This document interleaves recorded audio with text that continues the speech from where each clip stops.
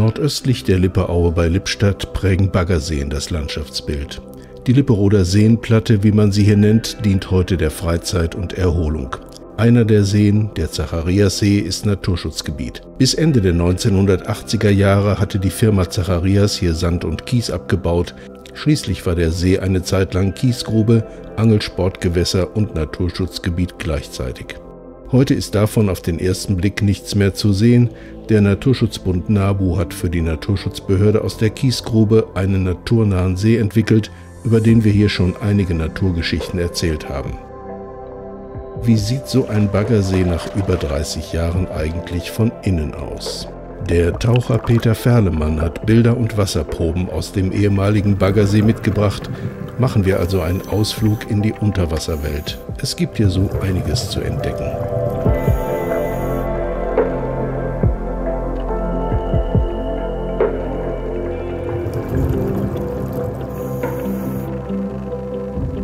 Tatsächlich finden sich hier unten überall Spuren aus der jungen Geschichte des Sees.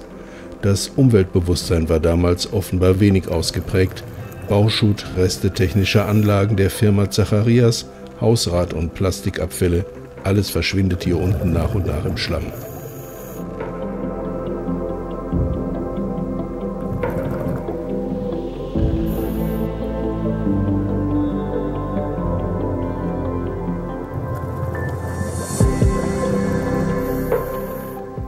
An einer anderen Stelle liegen verbrannte Holzbalken. Am Seeufer stand hier ein unbewohntes Haus im Weg. Die Reste verschwanden nach einer Löschübung der Freiwilligen Feuerwehr im See.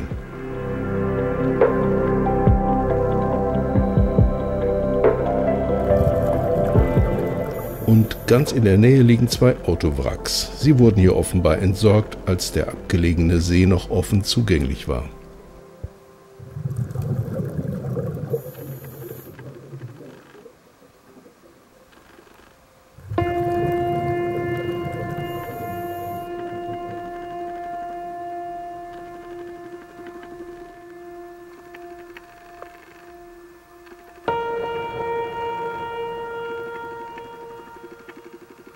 Aber trotz Bauschutt und Autowracks, eine ansehnliche Vielfalt an Tieren und Pflanzen hat sich hier eingerichtet. Dieser Karpfen gehört wohl wie die meisten anderen Fische hier zu den Nachkommen der Besatzfische des Angelsportvereins, der den See bis zur Unterschutzstellung genutzt hat.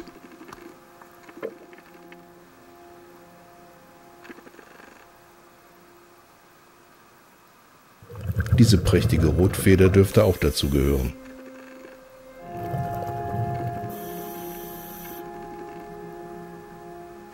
Die mit Abstand häufigsten Fische hier sind die Flussbarsche. Bei den Barschen gibt es Hinweise, dass ihr klebriger Fischlaich, der in diesen schlauchartigen Bändern abgelegt wird, durch Wasservögel von einem Gewässer ins andere verschleppt wird, ein natürlicher Fischbesatz sozusagen. Die Aale können sich hier nicht vermehren. Sie wandern dazu normalerweise durch die Flüsse Richtung Meer. Dieser wurde demnach vor über 30 Jahren hier ausgesetzt. Und wenn man den Geschichten glauben darf, hat er noch ein langes Leben vor sich. Zwischen 50 und 80 Jahre alt kann er werden, manche Exemplare noch wesentlich älter.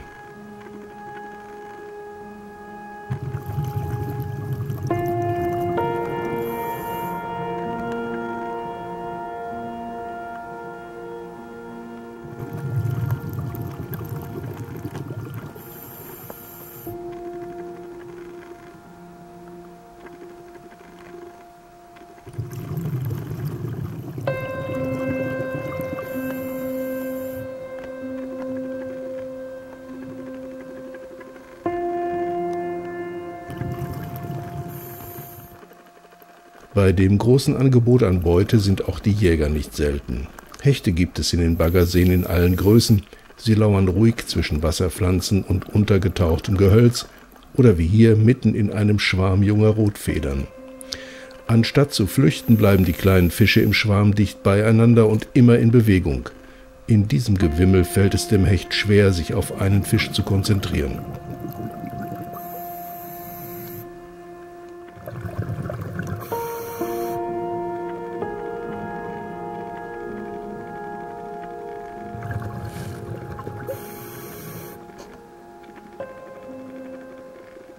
Der Platz in Ufernähe unter dem Wurzelgestrüpp scheint ein gutes Versteck zu sein. Die Sicherheit ist trügerisch. Der Silberreiher kennt diese Verstecke und hat den günstigen Moment genutzt.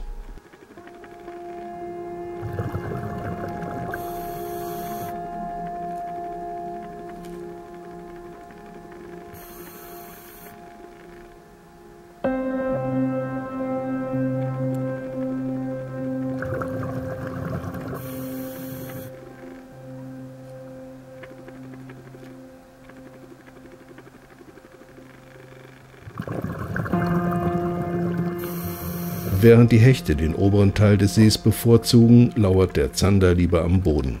Auch Zander gehören zu den typischen Besatz- und Zielfischen des Angelsports in Gewässern wie diesen.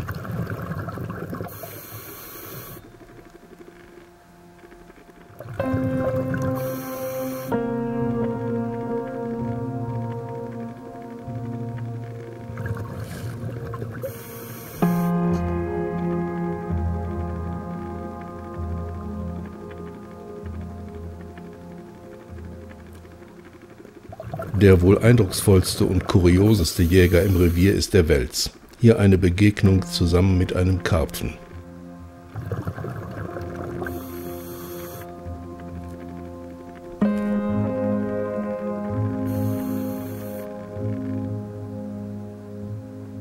Auch Welse werden sehr alt und sie werden sehr groß. Dann gehören auch Wasservögel durchaus zu ihrem Beutespektrum.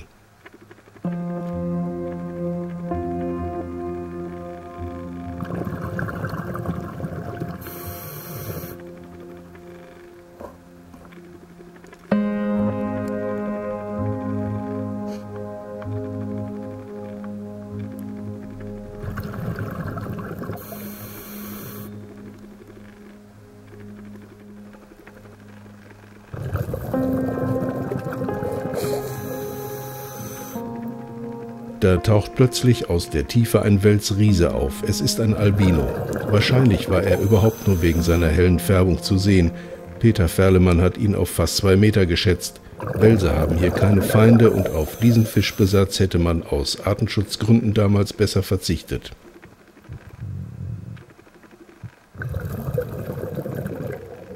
Für die neugierigen jungen Barsche dagegen kommen die Feinde aus allen Richtungen. Die Kormorane versammeln sich zur Gesellschaftsjagd. Die Methode ist effektiv. Gemächlich treiben sie den Schwarm vor sich her bis zu einer flachen Stelle in Ufernähe. Die Fische können hier nicht so leicht in die Tiefe flüchten und dann beginnt die Jagd.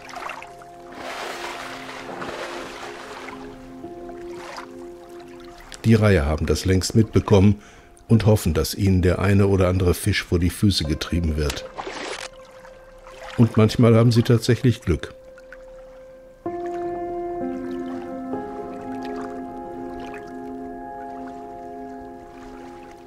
Nach wenigen Minuten ist die Treibjagd beendet. Der größte Teil der Fische dürfte geflüchtet sein. Die Kormorane versuchen es an einer anderen Stelle.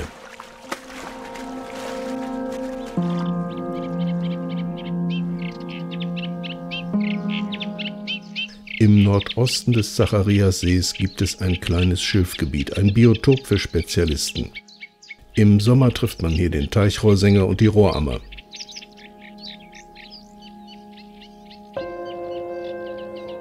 Das Wasser ist hier sehr flach und das Schilfdickicht ein guter Schutz für die jungen Rutfedern und die Flusskrebse. Es sind nordamerikanische Flusskrebse, Einwanderer, die die heimischen Flusskrebse längst verdrängt haben. Dazu übertragen sie oftmals die Krebspest, eine Krankheit, gegen die sie selbst immun sind. Für die heimischen Krebse ist das aber eine Katastrophe. Viele Gewässer sind inzwischen infiziert. Wie die Krebse in den Baggersee kommen, bleibt unklar. Oftmals werden sie illegal eingesetzt. Sie gelten als Delikatesse im Krabbencocktail oder als Hummerersatz.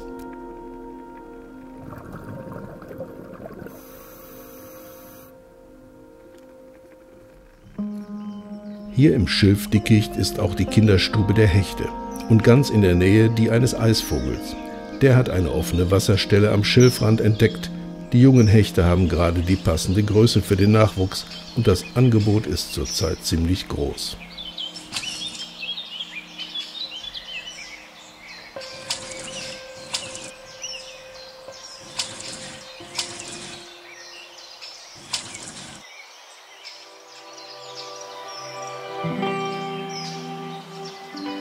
Nach einem Sturm stürzen immer wieder Gehölze am Ufer in den See und manchmal helfen die Naturschützer da auch nach. Das Totholz ist eine Bereicherung, sorgt für neue Strukturen in dem künstlichen Gewässer und wird vielfältig genutzt.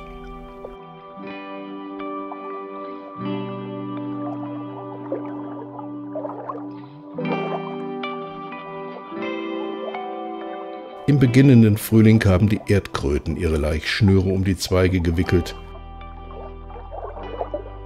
Die Kaulquappen finden hier im Algenaufwuchs reichlich Nahrung. Die winzigen Barsche sind gerade erst geschlüpft und noch lange keine Gefahr für die Kaulquappen.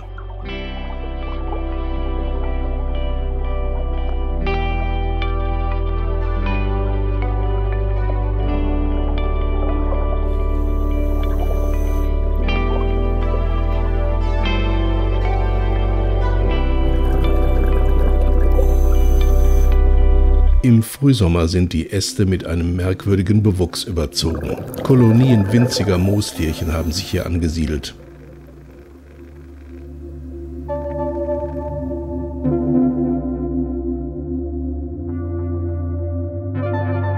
Jede Kolonie besteht aus einer riesigen Zahl von Einzeltieren. Erst mit Lupe und Mikroskop erkennt man Einzelheiten.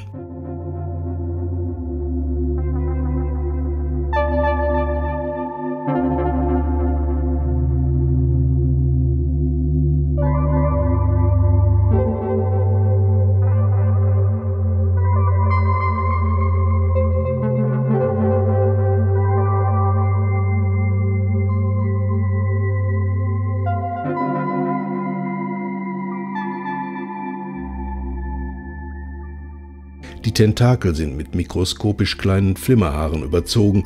Durch die synchrone Bewegung erzeugen sie einen gleichmäßigen Wasserstrom. Gemeinsam sorgen die Moostierchen so dafür, dass ständig sauerstoffreiches Wasser und Plankton als Nahrung durch die Kolonie gespült wird. Wo sich die Moostierchen nicht angesiedelt haben, leben nicht weniger merkwürdige Wesen. Es sind Süßwasserschwämme. Anders als ihre Verwandten aus dem Meer sind sie als Badeschwamm völlig ungeeignet, aber in Kosmetika werden sie als sogenanntes Microneedling verwendet. Was es damit auf sich hat, zeigen wir in einem weiteren Video über die Kleinlebewesen der Baggerseen.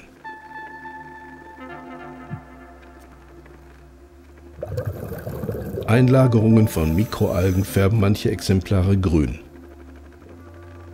Am Ende des Sommers zerfallen die Schwämme vollständig. Aber bevor das passiert, haben sie eine riesige Zahl von Gemmula produziert. Das sind winzige, senfkornartige Perlen, die Kälte und Trockenheit überstehen können. Aus ihnen können im kommenden Frühsommer neue Schwämme herauswachsen.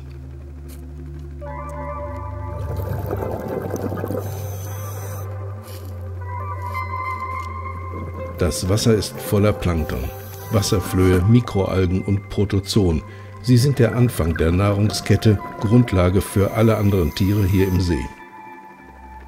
Zum Beispiel für diese kleine Süßwassermeduse, eine kurze und seltene Begegnung.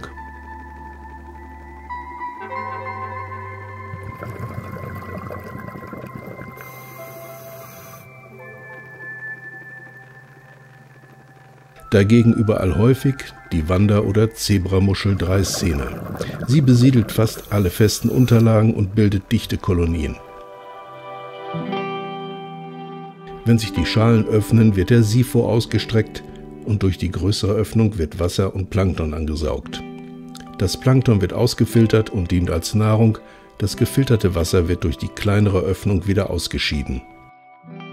So eine Muschel kann unter günstigen Bedingungen bis zu einem Viertel-Liter Wasser pro Stunde filtern und bis zu 10 Jahre alt werden.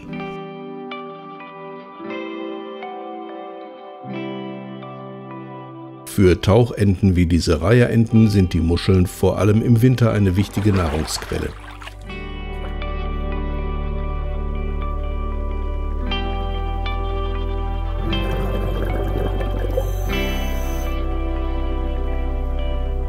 Auf den flachen Sandbänken leben die großen Teichmuscheln.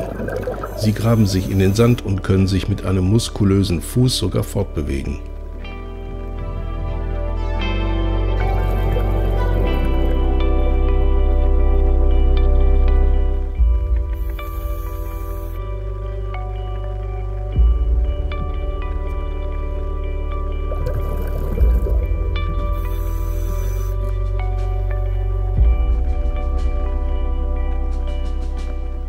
Oftmals nutzt Dreissena die Teichmuschel als Unterlage. Das kann für die Teichmuschel zum Problem werden. Bei starkem Bewuchs werden sie regelrecht erstickt.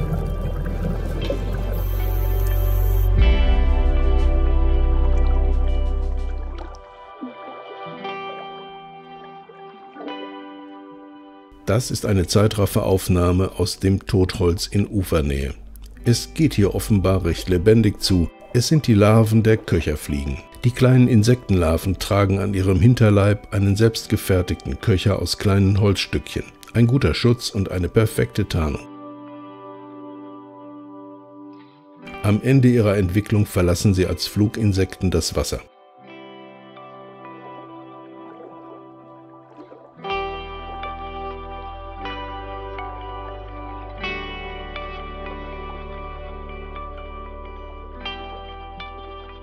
Die Larven grasen den Aufwuchs von den Holzstücken und Wasserpflanzen ab. Hier wachsen Grünalgen und fadenförmige Cyanobakterien.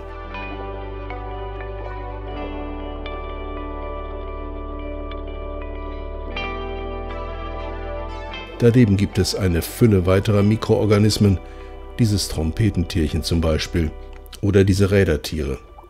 Sie sind kleiner als 1 mm und bleiben uns ohne Lupe und Mikroskop verborgen.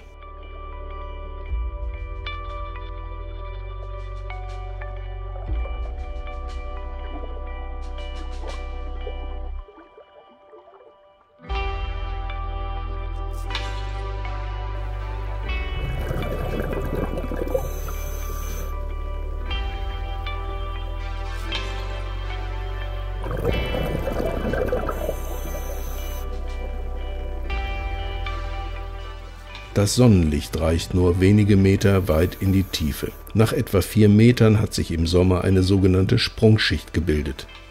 Sonnenwarmes Oberflächenwasser liegt als Schicht über dem etwas schwereren, kalten Tiefenwasser. Es erscheint milchig und trübe und dunkel. Pflanzenwuchs ist hier nicht mehr möglich. Bis zum Grund in etwa 10 Metern Tiefe herrscht deshalb Sauerstoffmangel. Aber im Tageslicht oberhalb der Sprungschicht, da spielt das Leben in den ehemaligen Kiesgruben.